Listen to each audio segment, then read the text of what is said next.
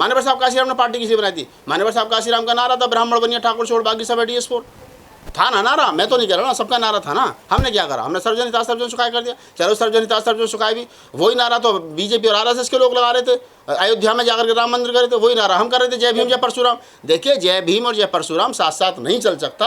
अगर जय भीम और जय परशुराम साथ साथ चलेगा तो भीम मिशन खत्म हो जाएगा, परशुराम खत्म हो जाएगा। परशुराम खत्म हो गया, भीम मिशन खत्म हो गया। भीम मिशन खत्म हुआ है, बिल्कुल मैं कह रहा हूँ हम लोग हारे, और हम लोग हारे हमारी गलतियों की वजह से हारे। जो हमारा बहुजन महापुरुषों की आइडियोलॉजी थी, जो फूले की, कबीर की, नानक की, रैदास की, डॉक्टर अम्बेडकर की, मानव साहब काशीराम की जो विचार था, हमने उस विचार को छिन्न भिन्न कर दिया। हम उस विचार पर चले ही नहीं।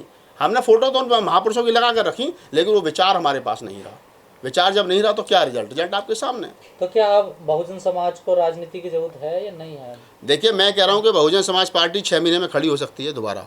जरूरत है बड़े ऑपरेशन की। मान्य बहन जी से हमारा अनुरोध है, हम हमारी नेता हैं वो, हम उनको नेता मानते हैं। समाज को भी जरूरत है, बिल्कुल समाज को जरूरत है। समाज रोड पर खड़ा है। देखिए ना, आप कैसी बात करें, गांव देहात में जाकर के देखिए, शेड्यूल एक पूरे गांव में 4 घर शेड्यूल कास्ट के रहते हैं, उसका जीना दुश्वार हो गया आज की तारीख में। आज लोग उसको चिढ़ाते हैं कि हाथी वाले आ गए, तुम्हारी सरकार बन गई। आप देखो ना, ये लोग जितने भी हैं पार्टी के जो नेता हैं, ये तो सब जाकर के महलों में सो गए। ये तो 5 स्टार होटलों से नीचे रुकते नहीं हैं, ये तो AC गाड़ियों में चलते हैं। इनके पास तो सब कुछ लाभ लश्कर है। ये कहाँ निकल रहे हैं रोड पे? अभी बताओ मुझे, राजस्थान में जितेंद्र मेघवाल की हत्या कर दी गई दलित युवक की मूंछ लगाने। कौन बसपा का बड़ा नेता वहाँ पहुँचा? क्या आकाश आनंद पहुँचे? क्या आनंद कुमार पहुँचे? क्या बहन जी ने किसी को भेजा? नहीं ना। क्यों नहीं भेजा भाई?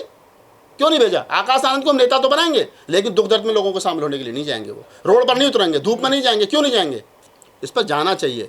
हम लोग कहते हैं अखिलेश का, मैं अखिलेश का तरफदारी नहीं कर रहा, लेकिन हमको सीखना भी चाहिए।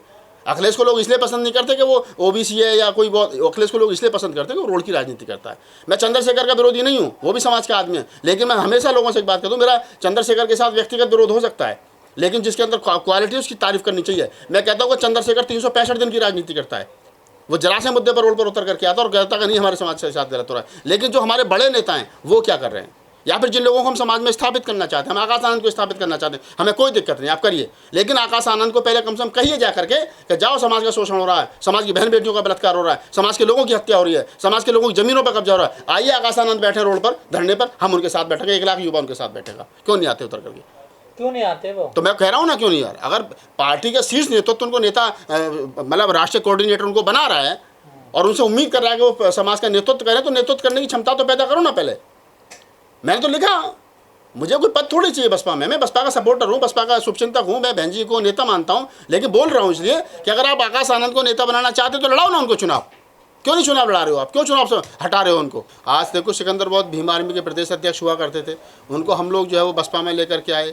अब चुनाव में उनको कोई जिम्मेदारी नहीं दी गई, सुरजीत सम्राट को कोई जिम्मेदारी नहीं दी गई, सीमा कुशवाहा को लेकर के आए, उनको प्रवक्ता बना दिया, लेकिन कोई बड़ी जिम्मेदारी उनको अभी तक नहीं दी गई। बाद में चुनाव हारने के बाद ने कह दिया कोई भी राष्ट्रीय प्रवक्ता जो TV डिबेट में नहीं जाएगा। मतलब आप बात भी नहीं रख सकते। तो ये बहुत सारी चीज़ें हैं कि जो काम होने चाहिए थे, अब जैसे जिम्मेदारी मिलनी चाहिए थी युवाओं को नहीं मिल रही है। आप उन्हीं लोगों को जिम्मेदारी दे रहे हो जो जिन लोगों के चेहरे जो है वो बदनाम है। बाबू मुनकाद अली 2-2, 3-3 बार सांसद रह लिए। क्या उनके कहने से 2 मुसलमान भी वोट करते हैं? क्या उनके कहने से उनके घर वाले भी वोट करते हैं? राजकुमार गौतम बुलंदशहर वाले, जिनको अभी भी जिनका बड़ा विरोध रहा और जिनको चुनाव में हारने के बाद में बरेली में जिनके साथ धक्का मुक्की हुई, विजय प्रताप जी का बड़ा वो आजमगढ़ के बड़ा, तो नए लोगों को जिम्मेदारी देनी पड़ेगी जिनके चेहरे पर लोगों को विश्वास हो। अभी तक लोगों को जो लोग काम कर रहे हैं उन पर विश्वास नहीं है, और ये बात हमको स्वीकार करनी चाहिए। हमको राष्ट्रीय कार्यकारिणी में OBC के लोगों को लाने की ज़रूरत है, हमें राष्ट्रीय कार्यकारिणी में मुस्लिम समाज के लोगों को लाने की ज़रूरत है, और ये वो लोग होने चाहिए जिनकी समाज में वैल्यू है, जिनको समाज में लोग जानते हों। बहुजन समाज की हम बात करें, नाम बहुजन समाज पार्टी रख रहा है, तो बहुजन समाज के लोग हैं कहाँ?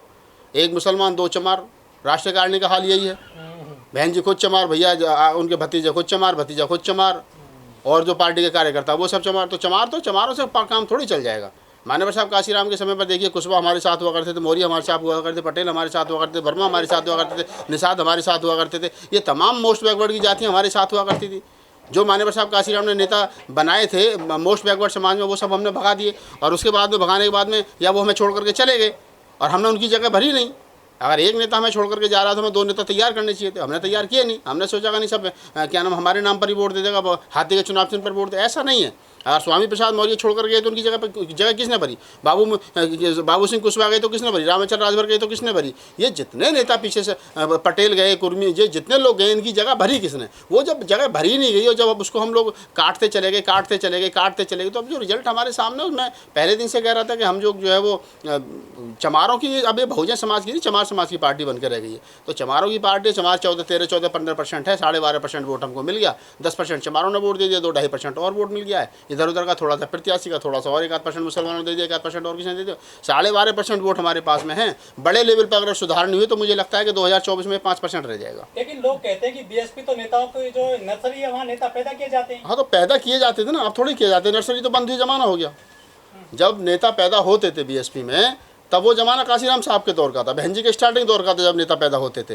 तब हजारों की संख्या मान्यवर साहब काशीराम कहते थे कि मैं इतने नेता पैदा कर दूंगा, बीजेपी और कांग्रेस के लोग खरीद करके थक जाएंगे। लेकिन जो मान्यवर साहब काशीराम ने पैदा किए थे, जो बहन जी के स्टार्टिंग दौर में पैदा हुए थे, वो लोग तो या तो आधे से ज़्यादा मर गए या आधे से ज़्यादा पार्टी से निकल गए, निकाल दिए गए।